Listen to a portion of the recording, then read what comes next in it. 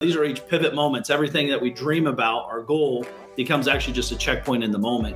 Everyone's so focused on this goal, they get there and you're like, dude, that's it. I can do more. I think the biggest thing is just finding out what makes you tick as an investor. If you're not spending 10, 20, 30, 50, 100 grand a month, like this is why you're frustrated. You don't have a duplicatable, replicatable process. You're listening to the Radcast. If it's radical, we cover it. Here's your host, Ryan Alford.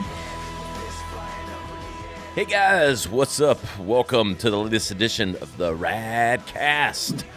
We're talking deals today. We're talking investing. We're talking best-selling author, entrepreneur, Mark Evans, DM. What's up, Mark? What's up, man? How you doing today? I'm good. I'm good, man. Anybody that's the fucking Dealmaker, I need to have on my show. I love it. Appreciate you. Yeah, man. Yeah, two of the people that I have a lot of respect for, and are two of my closer friends and contacts, recommended having you on independently of one another. We're like, who you need to talk to? You need to talk to Mark Evans. He said, I think, number one, I think you guys are probably pretty similar. And number two, I just think Mark's a great guy and he's doing a lot of cool shit. And I'm like, all right, I got to talk to Mark. And so I'm happy to have you on, brother. No, man, appreciate you having me. Yeah. Clearly, we can get our friends if they're referring me over to you. Exactly. I know you spoke at like a real estate event a couple months back,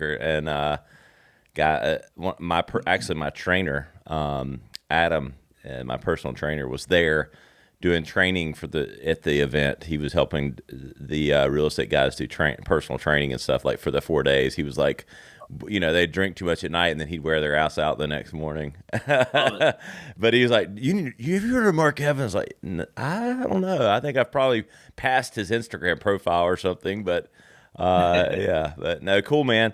I do want to talk. So, if you're the Dealmaker, right? Yep. DM. I did like it from a branding standpoint. After we talked, and then I started digging into some of your background and stuff. I'm like, there was a lot of Mark Evans on the Google search, but kind of branding yourself out as the Mark Evans DM. Don't know exactly when you carved that out, but pretty smart from a brand standpoint. Yeah, I wish I was that smart, strategic. Actually, the truth is, there was a guy in Ohio where I was doing a lot of real estate deals. And his name happened to be Mark Evans as well, but he wasn't a good Mark Evans. So I had to flip the switch and call Mark Evans DM, even though the guy was like 50 years older than me back then. Yeah. But, it just became the DM. And literally, no one even calls me Mark. Everyone calls me the DM. It's kind of funny now. But, at the end of the day, man, like we were talking about earlier, as long as the bank and my kids know who I am, that's all I care about at this point. Well, I love that. I love that philosophy, especially starting with the kids. I know you're a father, a proud father, saw a lot of that content. I do want to talk about that path a little bit as we get down it. But Mark, let's give everybody in the audience, let's do the kind of business journey from your perspective. I know you've done a lot, in a lot of businesses and have your hands in a lot of things. So I'll let you guide where you start and stop kind of that story, but let's start there. Yeah, man, small town hillbilly Ohio kid, grew up in a town of 650 people. College was not a thought in my mind. I hated high school. I hated school. I just want to get out and make money into the real world. And, 2 days after high school, I bought a seamless gutter company. I grew up in a construction household. I knew how to build houses by the time I was 12 years old. I was working with my dad every day. And seamless gutters seem simple to me. It's like just put gutters up on the thing and water goes downhill. It's pretty easy. Owner financing. So I learned about owner financing 2 days in. I had literally no money. So if you didn't owner finance, I couldn't do it. But you just have to ask. And he said, yes. So I did that. And, and then started doing, garage doors, siding windows, everything goes with the house, just kind of natural progression. But I kept doing work for this one guy, kept pulling up on a Porsche smoking cigars, and I was doing all the work for him. And I'm like, man, I'm driving a crappy truck. He's driving a nice car. I'm missing something here. And I was like, hey, what do you do? He's like, I'm a real estate investor. I was like, I don't know what that is, but I want to do that now. And I went to a seminar, man, and learned it like when I was 18 years old. The guy actually hosting the seminar had to check me in because I was so young. I took every penny I had to go. $2,500 back then was a lot of money. It was all my money. And learned real estate. I saw a guy make a call, close a deal in 96. I was like, I can do that. And I started doing the work. And, this is a process. It's a journey. Almost went bankrupt twice.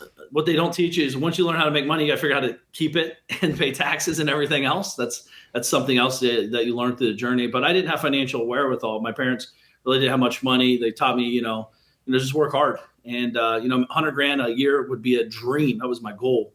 And now we do that daily. But at the end of the day, for me, it's, I did real estate, rehabs. I mean, everything inside the real estate investing space. We've done over 10,000 single family houses now collectively over the 26 years I've been in business. I've never had a W-2 job in my adult life. So you know how that is. If you don't kill it, you don't eat kind of thing. And I'm definitely eating over here.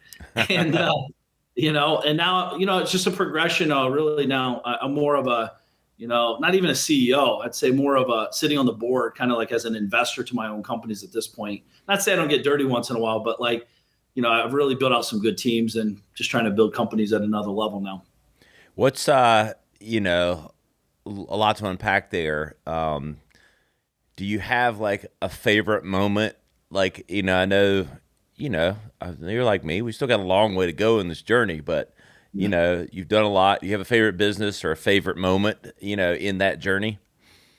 Listen, one of my best moments was 2 days after high school when this grown man is telling me, yes, he'll sell me the 1978 truck with the gutter machine in it, with $1,000 down, $287 a month. I just took balls to do that. Right. So that was a huge, I think, as these are each pivot moments. Everything that we dream about, our goal, becomes actually just a checkpoint in the moment. Everyone's so focused on this goal. They get there and you're like, dude, that's it. I can do more. So, that, and then hitting 100 grand a year, that was a very big deal for me, man. Yeah. This goes about clarity. I just wanted to make 100 grand a year. Well, in business, if you make 100 grand a year, it doesn't mean you keep 100 grand. So I should have been a little bit clearer with my goals. I want to net 100 grand a year. And then, then you hit the million, 10 million, et cetera. So it's, man, I don't know. I'm still having those moments. I think that's what keeps us going. It's kind of like golf. You have 80 shitty shots, but you have one, it keeps you coming back, That's true. And my golf game's so non-existent right now. It's funny. Like, I got 4 boys, and between coaching that and running 3 or 4 businesses, it's like, I don't know where people find the 5 hours, but I don't know. My drives would probably be a hard left right now. We'll see when we get out there, but maybe we'll hit the link sometime. So Mark, I know you do. You've got some coaching and a lot of mentoring and different things that you do, and you give back a lot. I don't want to not tell that story. We'll get kind of to that, but down the coaching path, as you've been, developing your success, wildly successful, a lot of businesses, a lot of people go, all right, this guy's really figured it out. Are there themes that kind of guide your coaching process, your mentoring, or like key themes that really you come back to that you think ultimately kind of make or break people having success? Yeah. I think the biggest thing is a lot of people don't come to me for tactical at this point. It's really going to be for mindset. We get in our head, man. A lot of people know what to do. They're just not doing it. They're afraid. They're stutter stepping themselves to the next step. I talk a lot about thought auditing. I wrote a book called Magician versus Mule. We're all mules. We're designed as mules. And sit down, shut up, raise your hand if you can, like all this stuff. So it's like we're really ingrained. It's ingrained in us. So I'm really good at deprogramming people and showing them the path and borrowing my belief system. They could borrow my confidence. They could and drive through it. And then they 3 days, 3 months, 3 years later, they're at a whole different place. Not because we're better than anybody, it's just because they're actually doing different types of work. And entrepreneurs, man, we take a beating every day, and I don't think most people are thinking about what they're actually doing. We could build a job. Lots of people think they have companies, but they really have high-paying jobs. And that's like the biggest thing I've helped a lot of guys do is, stop. They're so busy. They all want to make, $100 million a year, $100 million in their lifetime, but everything they're doing is, $1 million activities, to make $1 million a year. And that's what's holding them back from making 10 million a year. They're too busy making $1 million a year, honestly.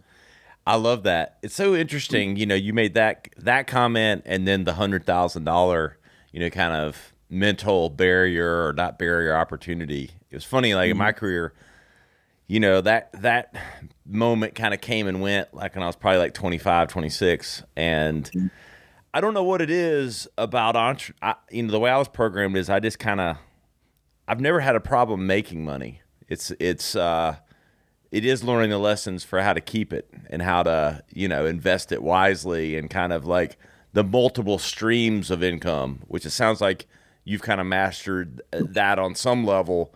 I don't know your perspective on that. It seems like guys like you typically have multiple streams and kind of learn that lesson pretty early.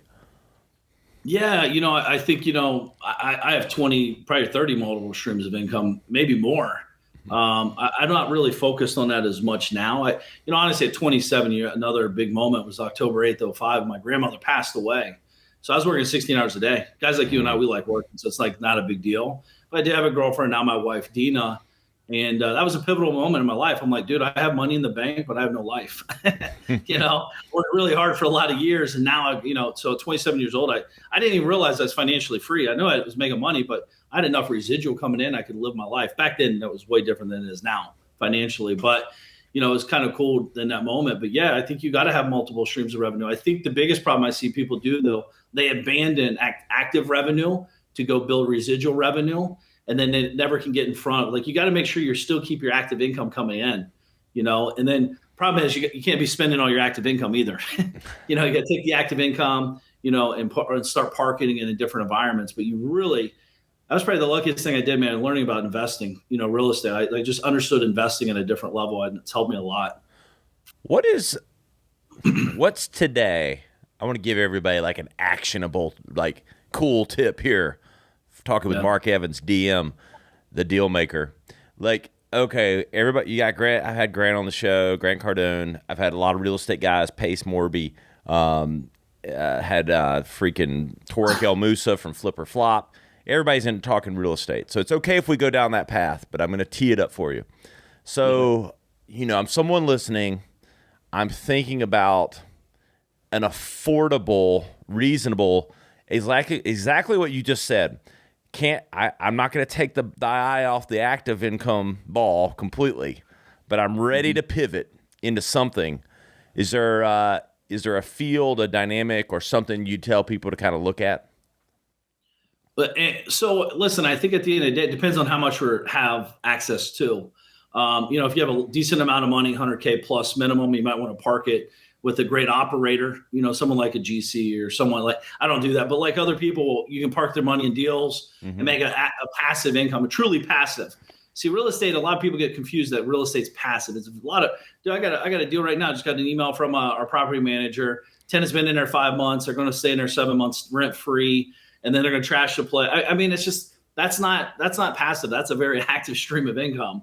You're dealing with BS all the time, but I think the biggest thing is just finding out what makes you tick as an investor. I think a lot of times I'm really good at giving people advice of where I'm coming from and where I'm at, as opposed to understanding where they're at and where they want to go. I've realized, and I've had thousands and thousands of investors. I've raised hundreds of millions of dollars. All investors are not created equal. If we're off 12 cents with one investor, they're blowing us up. We're scam artists. You ripped us off. It's like, dude, it's 12 cents. Here's $1. Leave us alone, kind of thing. As opposed to like, it's business. Things happen. There's a process to it, and there's a team. And, some people get it, some people don't. So I think it's really understanding your investing philosophy and what you're trying to accomplish with the strategies. And not only that, how quickly you're trying to do it. Yeah. So I guess I'm not going to get the invest in the ice making machines comment or car washes. Well, I love businesses. I love investing in businesses. Yeah. Real estate's cool. I can buy a $10 million property. It's going to make a 6% cap, blah, blah, blah. It's awesome. And maybe I'll sell it in the future for a little bit more. But, in a business, we're buying one right now for $5.5 million. Literally, the goal is sell that thing in 3 years for $50 million. I can't do that in real estate. I can't do it. But we have a special set of skills. We have a good team. We know how to, market. We know how to, build better teams and such and put them all together to drive revenue up, sell for a bigger EBITDA. And it's just a different game. What kind of businesses are you buying? What are they? Are they just all over the map, or are they specific types of businesses? They're making, manufacturing something, or they're service based. Is there a specific type of business? Yeah, I love the pet industry. I'm not really in the food space of the pet industry, but more in the service side, the service letters, dog leashes and things like that, hard products. It's very recession proof. I'm looking for recession proof businesses. I like the data companies. I'm pretty big in data. Data is only getting bigger. Understanding the data and how to sell it, extract it, and understand what the data is saying. I like media. Depending on media, this game is all about eyeballs, right? So, I understand media. We send out 700 million emails a month out of that system. We want to be over 1 billion by the end of this year. So the more emails we send, the more money we make. The more texts we send, the more money we make. I mean, so it's like just understanding marketing at another level. Hey, you teed it up for me, brother. I was headed down that right there. I know I liked you. Marketing, branding. As you've grown in your career and your business journey and your multiple business journeys, you just talked about a few tactics and things, but what's been your relationship with marketing or experience with marketing and branding, and kind of your perspective, maybe both in how you coach it or talk about it, and just kind of your overall perspective on it? Well, I think everyone needs to spend more money on marketing and branding. I think most people don't understand it. I know in business, I'm accustomed to spending, large 6 figures, if not 7 figures a month in marketing. I've always understood the more money I put in, the more money I get out. So it's kind of a cool dynamic. It's ROI. I think, back in the day when I was in my young 20s, our real estate business was suffering because I was still taking the money out of the company and playing with it. But, I remember I fired an accountant because she's like, we have to cut this, eliminate this line item. And I'm like, what line item? It's like marketing. I was like, you're fired. Like out at one, like that's the only thing that's keeping us afloat, but they see it through numbers. They don't understand marketing like we do. But here's the thing is I always say, especially about branding, because marketing, direct to consumer marketing is a little bit different than branding, as you know, right? Because branding is a little bit longer term play, but direct to consumer is like, I'm just looking for a ROAS return, as fast as possible. But when we're branding, let's say in 5 years from now, do you think you'll make more money if you have 10x the amount of people following you, or 100x or 1,000,000x more, or if you just stay where you're at today? The answer is pretty simple. So you got to get to work. Yep. So I'm very conscious of that. I mean, I have 3 people on my team. All they're doing is working on content distribution, repackaging. I have a documentary coming out. I mean, I'm trying to hit people at all angles, so, and I know you understand all that, but you as a listener, you got to understand, like, if you're not investing in I just did a recent case study to my group, actually asking them, how much are you investing in marketing? And unfortunately, the majority are saying $0 to $1,000. Well, I'm talking hundreds of people saying this. And these are like people that say they have a business. If you're not spending 10, 20, 30, 50, 100 grand a month, like, this is why you're frustrated. You don't have a duplicatable, replicatable process. And you got to have, if you don't have front end lead gen processes out where you spend money and make money, you're always going to play in smaller than you need to play. Yeah. Amen, brother. I'm going to repackage that 2-minute right there for an infomercial. Yeah, but it's true. And you've seen the success of that. I mean, reach and frequency, that's media. The number of people that see your message or see your brand, the number of times they see it increases your overall awareness. And when you have people aware, they know to buy you. I mean, there's obviously layers on that, but and everybody wants it now. They want it now. They don't want to spend anything, and they don't understand why nothing works. And it's so contrary, because everyone, marketing's an investment, and so many people, fight that and don't understand it, and they go just like that accountant did. Oh, we can nix that off the budget. No big deal. We're just going to make things and sell things, and it just happens, right? Nope. I don't know where that perspective comes from. And what does that originate from? Yeah. Oh, I mean, they're just seeing the bottom line. They're about to lose their job if no money's in the account, I guess. But yeah, listen, it's never been easier though, right? I mean, you got social media. Everyone has a voice now. I think that's some of the problem, actually. Yeah. But also a good opportunity for anybody that wants to get out there and start talking.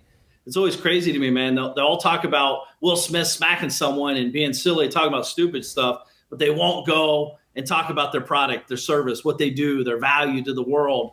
And I'm always amazed by it, because I've had a lot of people, I'm like, do this. And they're like, well, what if they say this? What if I'm like, what?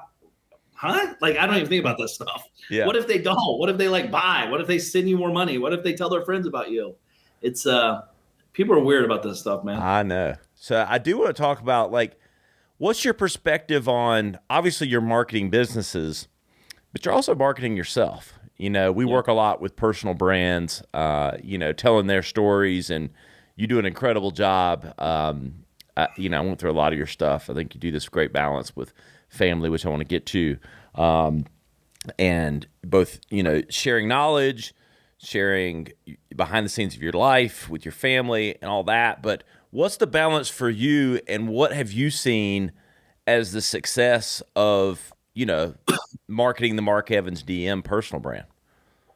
You know, I just think being real and vulnerable, you know, it's just sharing my life. I'm taking micro clips. This is my life. I'm not trying to, you know, make everything pretty. I'm just sharing, you know, the raw. So most of the time I'm talking, coming from the gym, you know, have a half a beer, you know, have a zit on my family. I just don't care. You know, one thing I've realized, man, no one, you know, we're really not that big a deal, you know, but we make ourselves such a big deal in our head. If the message is important, I'm sharing it. You know, I think this is where I think, man, this is the beautiful thing about social. Like literally this thing, we could start shooting content right now. If something pops in your head, shoot it. Don't write it down. Don't edit it out. Don't go do like, just shoot and share the message. If it resonates and you want to make it prettier in the future, that's fine too. But like, I think so many people are like, you know, they're just stuttering constantly because they're too afraid to move. Just shoot the content and go. Who cares if you have a lisp? Who cares if you spit? Who cares if you have a bug? Like, it doesn't matter. Like, it really doesn't matter, man. Honestly. No. And now have you, I know the answer to this, but I want the audience to hear it. Do you quantify, you know, your personal brand and what you're spending on your personal brand? I know a lot of it's organic, you just being comfortable and shooting and all that, and that doesn't really cost anything, but just, you know, remembering to do it. But I know you spend on your own personal brand. Do you quantify that? Have you quantified it? I mean, what value would you put on what you've put into the Mark Evans personal brand? Yeah, I mean, this year alone, just straight up, I put $1 million in real dollars into Mark Evans DM brand through a documentary, through marketing, driving eyeballs to our, you know, our pages. We're not even trying to monetize it. We know if we have more followers and more content and more, you know, connections, we're going to generate more revenue. And the thing is where the revenue comes in, I'm not as necessarily worried about that as I used to be. This is a long-term play for me, not a direct-to-consumer play. You know, I'm not trying to like figure out how to put $1 and get $1.20 today. I do that in all my other companies, but like on a personal brand, you know, dude, I raise money. I could raise money. What if I post and I raised 50 million today? What's that worth? You know, what's it worth if I, you know, post? I'm actually doing a yacht trip here next week. I posted, I got 10 guys to send $5,000 a piece in. They don't do that because they don't know me. They do that because they follow me, they connect with me, and they like the vibe. So I don't really, it's more, if I put $1 million, I'm going to make more than $1 million. That's all I know. Yep. Well, you're playing the long game, number one. And then number two, what you realize that few do is the value of personal brand is the relationship developments and the connections that you make. Because it's never been more true. I won't say it doesn't matter what you know. It does matter what you know. But it fucking matters way more who you know. Yeah. It's like, and who knows you? Who knows you? That's right. Yeah. So not only that, I think if people are listening to this or watching, right, you know, a lot of my great friends that I know today through social didn't come from me talking about the next best thing. It come through more smoking cigars, hanging out with my kids, people seeing that I'm a good dad. And I have, like, they call it balance. I don't really call it balance, but I'm hanging out with my children and having fun with them, and they're evolving and they're just watching the evolution of the kids grow up, you know, really connecting with people. I think a lot of times people think they need to be the bigger swinging dick in the game. Like, oh, I do more. We're not even talking about that. We're talking about like, how do we make real money? How do we grow real businesses? How do we like, and you can connect through charities, cigars, whatever you're into, man, coffee. I mean, there's a lot of ways to connect on social now. It's way bigger. It is. That's why we're talking. Go figure. How meta is that? So, Mark, I want to talk about family. I know it's important to you. I see it on your social media. You're one of the realest dudes. Like, once I got to kind of know you, we talked on the phone a couple of times. I'm like, dude, this guy's so fucking real, like, and so available. But I think the family aspect with you is so impressive to me. And I know it's not just to do it or a show. It just comes so organically. Is that a learned behavior or just a natural behavior? Like, were you one of those that like you went through something, you're like, "Man, damn, my family is this supportive," or has it just been natural for you to kind of embrace that? Yeah, no, I think, my parents were awesome. We didn't have much money, but my parents were always around. I don't know how they did it. I still like am amazed. My mom and dad worked crazy hours, but they were always at my football games when I was in high school. And I always remember that because again, keep in mind, we didn't make that much money, but there's kids that made a little bit more money than their parents, but they were never there. And I remember coming out of the tunnel. Now, I didn't have to look and see if my mom and dad were there. I knew they were there. Yeah. The other kids I'm rolling with, they're like, looking, where's my mom and dad? They're not there. Disappointed, disappointed, disappointed. And the thing is, I've realized, fear and, death motivates me. That's my biggest fear, dying. It's not big fear. It's not like a fear of like, oh my gosh, but we only have a short limited time with our children being 0 to 3, 3 to 6. These are moments. And when these are gone, they're gone. They can never get them back. And I'm very conscious of that. Today I'll be at tennis at 4:30 with my son. Tomorrow I'll be at 4:30. I'll be at Taekwondo. Like we have a schedule with the kids. I want to be there for them. Even and again, it's not always fun. Watch them hit the same shit. Sweat my ass off here in Florida. It's not always fun, but it's needed. It's mandatory in my life. It really is. So these are non-negotiables I have. We all have non-negotiables. Some are just not serving you, and some are. Yes. I will better your tennis though. Nothing is more boring than swim meets. I have two of my 4 boys swim, and you watch them swim for a total of 4 minutes, and you're at a 4-hour swim meet. Oh wow! Because they swim, and it's like a minute max, for like 2 laps, and then it's like an hour until the next race, and it's like, oh god, you're sitting in the South Carolina heat. So that's real love, my friend. Yeah, well, it's great networking too. Yeah. One thing I've realized, I meet a lot of the same dads and parents at these events. Yep. And guess what? It's an instant connection because the power of consistency is a real thing. And if there's a consistent behavior and an environment that's conducive to opportunity, I actually, there's a guy at the tennis thing. I mean, he manages billions and billions and billions of dollars. And we always talk, again, come through the kids, come through tennis, the boring stuff that we start, it's like nothing else to do except talk. What's going on, man? So, yeah, I think it's just your environment, man. It's pretty powerful. Yep. So 12-time best-selling author. I know you mentioned one of the books, but talk about, what are the general, are your themes, are a few on real estate, I know, and a few, broader business, but how would you categorize them and, maybe talk about, 12 books, dude. I'm just trying to write one. I'm like trying to get on that. I talked, you kind of motivate me. I wrote some more notes down. I got to get your guys' contact, but what are some memorable moments, some of your favorites, and let's talk a little bit about the books. Yeah, man. Well, November 21st, 06 has to be the most memorable book. It was my first one, and that's when I proposed to my wife at the same time as well. So I had to have the camera crew there. It's the only way I figured out I could catch it on camera. Keep in mind, cameras were different back in 06. You didn't have your cell phone available like we do now. So, but no, man, that was the start of the journey. And the truth is my first 3 books were conversation driven. My buddy wrote a book called Conversations with Millionaires. All he did is conversate with millionaires, transcribe it, turned it into a book, and sold hundreds of thousands of copies.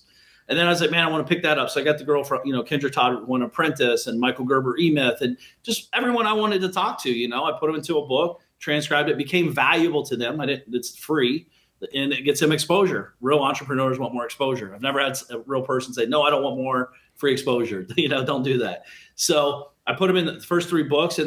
But what's cool about it is like now, knowing I have kids, I'm thinking, how do I write 100 books? And every book's in the evolution of me. The way I talk, what I'm talking about, and where I'm going, so first 3 books were, conversations with mortgage brokers, business people, blah, blah, blah. And then now, then we moved over into a little bit more tactical in the real estate side because I was known as a real estate guy. And then 4 years ago, I wrote a book called 10-Minute Business Owner because I'm sitting on the back of the yacht on an island. I'm like having anxiety attacks and I'm like, businesses are running. I'm not doing, this is the entrepreneur detachment. I'm starting to let go at another level. So I just started writing about it. And then now you have magician versus mule, like why do I always feel like I have to work, it's what as opposed to be a magician. And then, the other book, Me Economy, with everything going on with COVID and all that stuff back in the day, because clearly it doesn't exist anymore, obviously. But at the end of the day with Me Economy, it's like, really, you got to focus on you. We really like hunker down and get involved with you. got to get, start being selfish, take care of yourself, focus on yourself. There's a lot of noise out there now, but, and then there's, I got a new book coming out called Money Tree coming out this year. I got 2 books coming out this year. Honestly, man, one of my books, it's really hard to write. I'm working is about raising kids with money. It's a big fear of mine. I grew up poor and I don't want to mess this up. I want my kids to be respectful, understand that, our life's not as normal as, it's different. They're on yachts and jets everywhere. This is not a normal life. So I want them to just be very appreciative and understand that. I love that. And I love the me economy. It's actually, I've got a couple working titles. One's very marketing specific. It's around radical and things like, the radical formula. But I've been working on this. I'm going to go ahead and put it out there, and if someone copies it, ideas are easy, but I call it the disease of we. And what happens when you don't put you first? And it's kind of around this whole philosophy that we've been programmed to kind of build for the collective. And when you don't take care of yourself, because everything starts and stops with you. And if you aren't nurturing yourself, it's kind of back to that notion. I know it's been used a lot now by a lot of different people. The oxygen on the plane, you give yourself first before you can give it to others. But anyway, so I love that perspective. Yeah. And plus too, real quick, just to know, 100% of net profits of all these books go to charity. Oh man, that's awesome. That's our number one core value in every company I own, called Care 360. Care for yourself, care for others, and everything else you want more of will come back to just care. And, it's a very powerful thing. It's a cool way to give, full circle giving, we call it as well, where, you're buying a book, you're giving to a charity that you don't even, necessarily get to meet the people. And then, you're giving to yourself. I mean, everyone wins. It's a win-win-win all the way around. I love that. Let's talk about the charity a little bit. I mean, do you have organizations you give to, or is it an organization you started, or do you disperse those funds across things you care about? Yeah, man. So 2006, I met a guy named Frank McKinney. He has a thing called the Caring House Project Foundation, where they build facilities out in Haiti. Haiti is a very poor country. We went out there actually with Kendra Todd and all those people I was mentioning, and got to see firsthand how, if you live under a bridge in America, you have it made compared to over there. I mean, you literally have it made. And it just made me realize how much, that's why I was talking about being stupid, filthy rich, man. I just want to give more money away, not for the money to be rich, but to give it away to help more people, and also provide a service to do that as well. But yeah, we do that. And then, as I started having kids, the Underground Project with Tim Ballard's company, his group, saving children from, sex trafficking and all that stuff. That's a very important thing to me now, having kids, knowing that it even exists. It's pretty disgusting, but it is something I feel like we can make an impact with our dollars. I'm not good doing the work, honestly, because it's very emotional and I'm not good in that environment, but I'm good at making money and giving money. It's a muscle though, right, man? I think a lot of people's not good at giving money. I know a lot of people's like, well, when I get $1 million, I'll give 10% away. If you can't give $10 away when you have $100, you're not going to ever give it away. It just start now. You can't outgive the world, and it's served me very well. I teach my kids this strategy, and it's powerful, man. Where do your foundational beliefs come from, man? I have this discussion a lot with people: nature versus nurture. You talked about your parents. I'm sure that's part of the answer, but where does that kind of moral thread for you and kind of your guidepost, where does that originate from? Yeah, I think it'd be my parents, man. Honestly, I think my parents always did the right thing, even when it was hard. My parents they raised us in very rough times, it was tough, but they always did the right thing. They'd always take their shirt off their back and help other people. I saw we had a house fire when we were 10 years old. We lost the house people gave to us. It was like $700-800, but it just showed that people cared. So it's like, we're just looking for that light. Everyone's like, oh, I see the light at the end of the tunnel.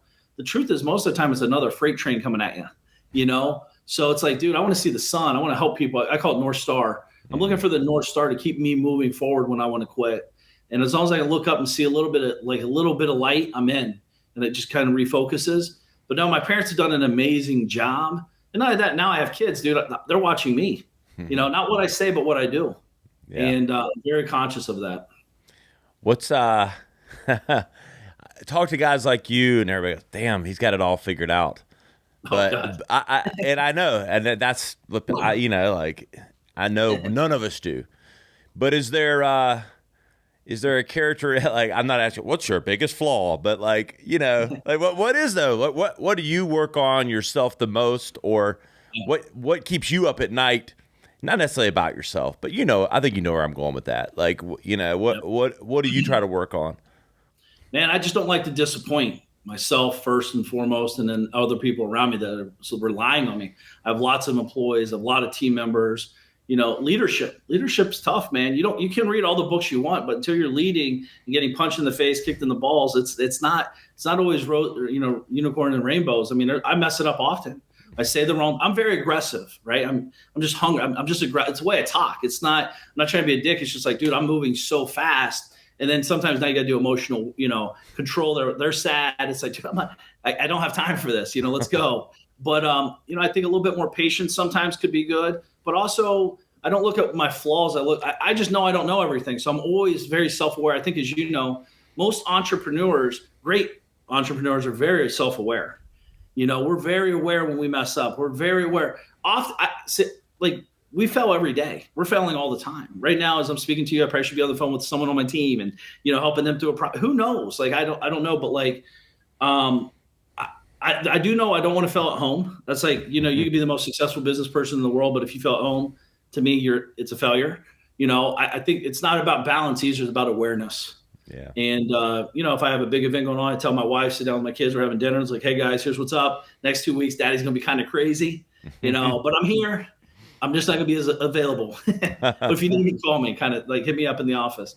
But I think awareness, I just want to be a better leader, man. I just don't, I want to give more. Sometimes that's, draining to guys like us too, right? We want to give so much we end up doing. And then unfortunately, in the world, there's a lot of takers. Yeah. Yeah. When you're hiring, that's such a, and I don't know how, maybe you have hired people to hire now, and so you don't have to deal with it as much anymore. Yeah. I'm sure that's probably part of it, but sure. What do you look for in people? Like, is it like-minded? I mean, or do you surround yourself with people that are complete, there's a lot of different takes on that, I get to surround yourself with, people that are better than you and all those kind of that perspective. But I mean, are you when you are hiring these days or have in the past, is it, how do you go about it? Yeah, I mean, I'm looking for people who have grit, number one. Like, if I'm looking for a right-hand man or right-hand girl, they definitely have to be rolling kind of like, they have to have a lot of the same philosophies as me. If not, it's gonna be pretty rough. The truth is, man, what's been going on the last 2 years have really sorted out people. Like, if you roll in with a match, you're out. I just don't get it. Like, you and I are on the same page. It doesn't mean you're bad or right or wrong. It's just, I don't like it. It's not how I roll. So, but again, the truth is, I'm not really hiring people at this stage. I do have teams, and, we have companies that hire for us. But, yeah. I mean, listen, I think where I messed up back in the day, I partnered with a guy just like me. We were both great talkers, great sales guys, but we're doing all that, but who's taking care of the business? Knowing what I know now, I had to find the yin and the yang. I'm looking for the guy that I'm not trying to hang out with every day, but I'm looking to build a business with. And I have what he doesn't have, and he has what I don't have, and that's where I've messed up on partnership stuff. But when I'm hiring, man, I'm just looking for someone that, like, I'm not talking about the guys that tear off their sleeves. I'm talking about guys that, like, just get down and dirty, They're ready to work. They're not afraid of it. They don't care what people think. They just want to get the job done. And I have a lot of amazing people on the team, man. But unfortunately, I'm really good at hiring, terrible at managing. Hiring's easy, right. And I do the opposite. Everyone's like, hire fast, hire slow, fire fast. I flipped that. I hire fast and fire slow. I'm very bad at it. So yeah. I'm definitely not someone to follow in that process. I love the word. You said it right as you answered the question. It's one of my favorite words, grit.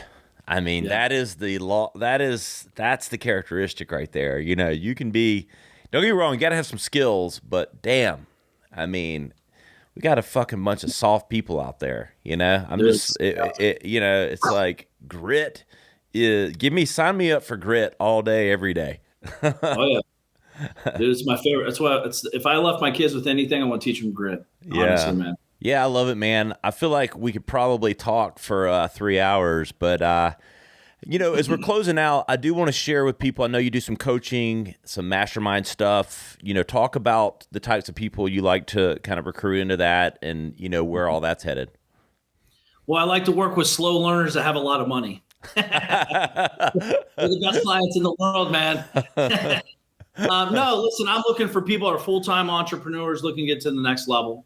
I don't really coach. I like to mastermind and direct and help guide. Again, the truth is most people that I've worked with, pretty much all people I work with, they have the technical skills. They have the chops. It's like someone has one hamburger joint. Why can't you have 100 or 1,000 or 10,000? Like they're already doing it. It's just how do they do it at scale? These are typically mental roadblocks, not necessarily technical roadblocks. Maybe they're afraid of the money or failing or this or that. So we need to kind of guide them on that process. But, I'm looking for entrepreneurs that know they don't know everything, looking to grow and evolve. More importantly, man, get around great people that will inspire you, tell you, great job, keep up the great work, push harder, grow more, instead of, why would you do that? That's stupid. That's a scam. You're crazy. Like pretty much what most of the world will say.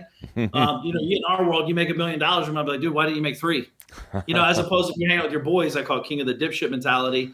Like, dude, quit bragging. You made $1 million and you think you're all king almighty, but like you should have really made 3 million. So you gotta be careful who you listen to. Yeah, that's right. Where can everybody keep up with Mark Evans DM? Where can they follow along? Where can they hit you up when they want you to invest in their company and take it to, $500 million or something? I know. We can do that for sure. No, man, listen, social media is powerful at Mark Evans DM, pretty much everywhere. We have a podcast show too, The Making of a DM, but depends on what you're into, what kind of media you watch, listening to books, obviously Amazon and all that. But yeah, I mean, obviously at social media, any handle at Mark Evans DM would be awesome. Love to connect with you. Cool, brother. I really appreciate you coming on. I know I felt like I was like earmarking at least 7 killer highlight clips from the show and things that people can keep up with. You add a lot of value, and I look forward to kind of building our relationship and staying connected. Likewise, man. Keep doing what you're doing too, man. I appreciate you having me. Yeah, Thank man. You guys. Hey, guys, you know where to find us, theradcast.com. I want you to go to the search bar. I want you to search Mark Evans DM or the Dealmaker. You'll find all of the highlight clips from today's episode. You know where I'm at. I'm at Ryan Alford on all the platforms: TikTok, Instagram, Facebook, LinkedIn. Hit me up. Let's talk about how we can grow your personal brand. We'll see you next time on the Radcast.